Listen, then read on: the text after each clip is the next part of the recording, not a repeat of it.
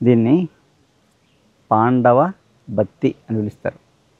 పాండవ బత్తి అంటే అగరబత్తి అంటాం కదా, అలాగే పాండవ బత్తి అని పిలుస్తారు.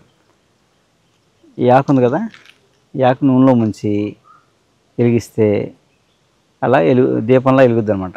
ఒత్తి అక్కర్లేదు, గుడ్డ ఒత్తులు ఏమి అక్కర్లేదు, దూది ఒత్తులు ఒత్తులు అక్కర్లేదు. అందుకు ఈ ఆకుని నూనెలో ముంచేసి ఎండిపోయిన ఆకుని వెలిగిస్తే అలా దీపంలో వెలుగుద్ది అనమాట. అంటే ఆ నూనెలో వేస్తే అందుకని పాండవ బత్తి అని పిలుస్తారు. ఇలాంటి మొక్కల్లో చాలా మనకు వింత అనిపిస్తుంది కానీ వీళ్ళకి అది జీవనశైలిలో ఒక భాగం అనమాట అండి. మనం దీపం వెలిగించాలంటే ఒత్తి అని ఎత్తుకుంటాం, వీళ్ళు చూసారా టక్కున ఆకుతాడే నూనెలో ముంచి వెలిగించారు.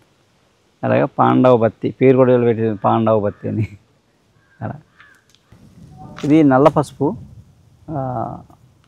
కొంచెం రేర్ ప్లాంట్. ఇది మామూలుగా ఏంటంటే బజార్లో చెప్తారు ఏదో 40,000 50,000 లక్ష అని చెప్తారు, కానీ ఆయన పక్కన పెట్టేస్తే ఈ నల్ల పసుపు మన పసుపు కన్నా చాలా విశేషమైంది.